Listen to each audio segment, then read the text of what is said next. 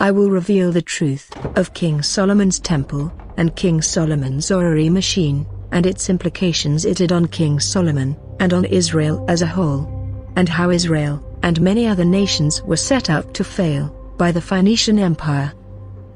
I don't need to go through the entire story, and, as a typologist, I have around 5 or 6 different ways to decode texts and allegory, so, in this instance, I will go through the story of King Solomon backwards, and not in the order of reading.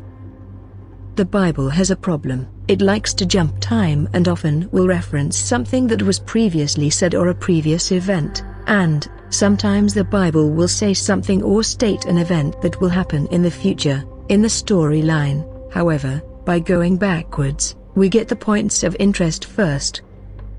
But first to insert from the highly respected and approved translator.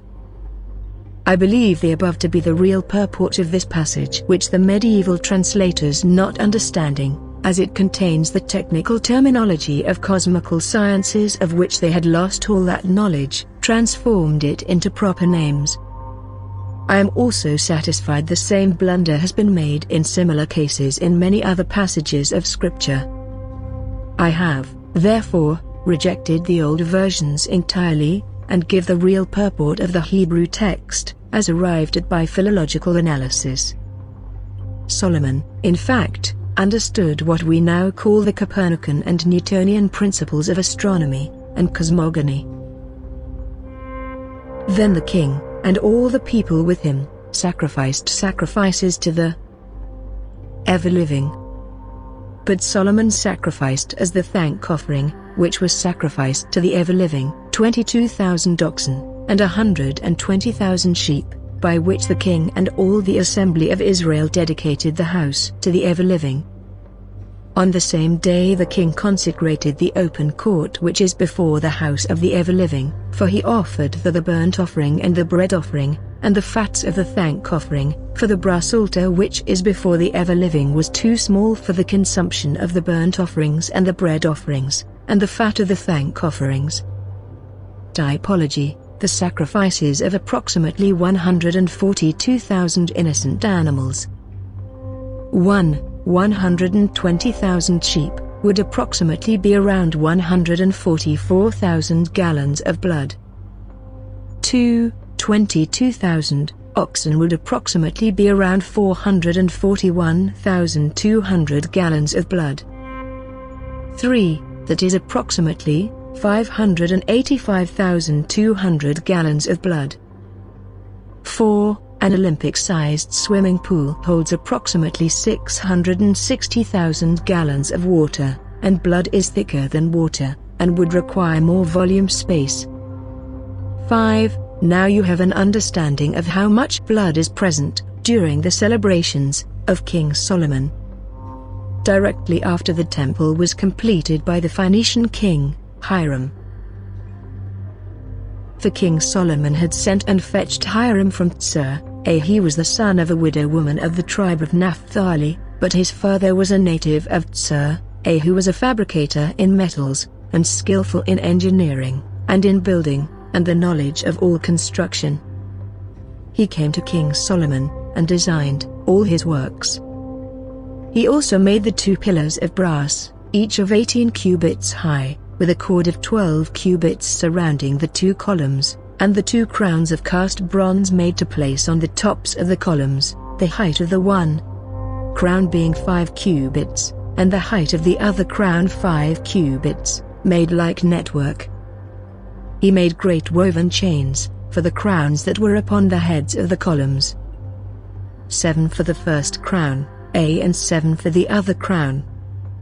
Thus he made the columns with 2 stories of network, enclosing pomegranates, for the one, to cover the tiara which was on the top, and made the same for the tiara of the second. And the tiaras which were on the tops of the columns were made of lilies, of a height of 4 cubits, and the tiara on each column also rose from reticulated capitals. There were also 200 pomegranates in rows over the crowns of the 2. Then he set the columns in the court of the temple, and placed one column on the right side, and named it Firmness, Next he raised the other column on the left hand and named it speed. Last, over the top of the columns he placed the lilies, and completed his work over the columns. He also made 10 pedestals, of 4 cubits long, each pedestal and 4 cubits wide and 3 cubits high, and made these pediments with dovetails on them, and dovetailed them at the joinings. And on the dovetails that were between the joinings staples and bolts as fasteners, and over the joinings he placed projections, and below the staples and the bolts he made garlands hanging down. There were 4 wheels of bronze, to each pediment, and axles of bronze, and 4 centered axle boxes to fit the axles into. He cast each with a wreath and an opening from the inner side of the naves which projected for a cubit, and he made the circumference of the mouth a cubit and a half, and also coverings over the mouth with square indents, not round ones. And the 4 wheels were beneath the indents, with clutches on the wheels, with cogs, and the lever for each wheel was a cubit and a half long. And he made the wheels in the form of a chariot wheel, with spokes, and bosses, and poles, and naves, and the whole cast, with 4 jambs on the 4 shoulders of the bearings, 1 from each base of a shoulder.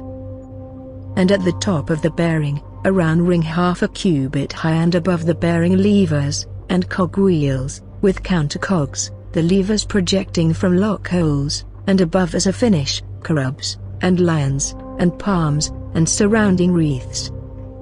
Thus he made the bases of the same form and shape, and the wheels of one form. He also made 10 lavers of brass, of 40 baths capacity each laver. Each laver was 4 cubits. Each laver was upon a single base of the 10 bases. The bases were placed 5 on the right side of the house, and 5 on its left. But the tank C was placed at the right side of the house towards the east, fronting south. Hiram also made the sprinklers, and the shovels, and the basins. Hiram thus completed all the furniture, which King Solomon provided for the house of the ever-living. The 2 columns and the wreathed crowns on the tops of the columns, and the 2 networks to cover their 2 wreaths of the crowns which were on the tops of the columns, with the 400 pomegranates for the 2 networks, 2 rows of pomegranates for each net, to cover the 2 wreaths of the crowns which were on the tops of the columns, and the 10 bases, and the 10 lavers upon the bases, and the 1 tank, and the 12 bullocks under the tank, and the boilers, and the forks, and the basins. The whole of the instruments of the hall that Hiram made for King Solomon for the house of the ever-living were of polished brass, and cast in the neighborhood of the Jordan for the king, in the clay land between Succoth and Sarthan. Solomon also made a very large amount of furniture, not calculating the value of the weight of the brass. Solomon besides made all the instruments of the house of the ever-living, the altar of gold, and the table of gold upon which was the showbread, and the 5 lamps on the right and the 5 on the left hand opposite the recess were pure gold, with their plates and reflectors, and snuffers of pure gold. And the fans, and psalteries, and pans, and the spoons, and tongs of refined gold. And the hinges of the doors of the house, over the entrance of the Holy of Holies, with the doors of the house of the temple, of gold. Thus was completed all the furniture that King Solomon made for the house of the ever-living, and Solomon brought the consecrated silver and gold of his father David, and the furniture he gave to the house of the ever-living. Typology 1. The whole of the instruments of the hall that Hiram made for King Solomon for the house of the ever-living were of polished brass. Instruments are the furniture, which are the 12 zodiacal signs, cast in brass. 2. Brass is Jupiter. Typology 1. Made like network, with clutches, and axles of bronze, and 4 centered axle boxes to fit the axles into, on the wheels, with cogs, on the 4 shoulders of the bearings, and above the bearing levers, and cog wheels, with counter cogs, the levers projecting from lock holes.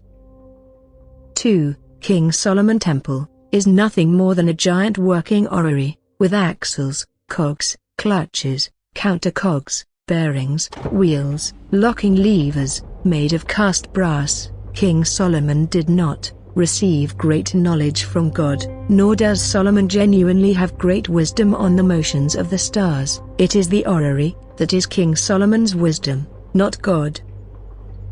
And God gave to Solomon very great wisdom and understanding, and wide intelligence, like the sand on the seashore. For Solomon's scientific knowledge was more extensive than the science of all the Beni Kedem, and than all the science of the Mitzrayim. He knew more than all men, of the orbits, of the planets, of the origination of light, and fixed sustaining systems, and the results of the revolving spheres. Typology. 1. The hidden truth. King Solomon was never at all wise. King Solomon only appears to have great knowledge and wisdom, in the eyes of the 12 tribes of Israel, and King Solomon's knowledge is the orrery, of which a Phoenician king made for him. Because God never gave King Solomon anything, it was King Hiram who gave Solomon a temple, an orrery, and a pantheon of gods and a religion, which remained in Israel to the end of Christ. 2. Which is why King Solomon's demise had set in very quickly, and his personal life story, the time after the temple to his death, is cut very short, straight to, women are the problem and cause, and the reason why King Solomon built altars to other gods. As for 45 years of great wisdom and understanding, like sand on the seashore, well, there isn't any. Once King Solomon has his own working orrery, Solomon doesn't need God or gods. Solomon will see himself as a god, for being able to foresee the future of the planetary, sun, and moon movements himself. 3. The secret truth. The Phoenician king, King Hiram, who was not challenged by God, and God also had approved the construction of the pagan temple. King Hiram, he came to King Solomon, and designed all his works, and only agreed to build Solomon his magnificent temple, and the grandeur and illusion of great power, and great wisdom, providing at King Hiram's time and expense, that King Solomon imports the Phoenician gods, and its religion, Moloch, Baal, and Astaroth, and bring them into Israel and worship them. Which was the whole purpose and point of the Temple of Solomon, to teach the negative side of astrology.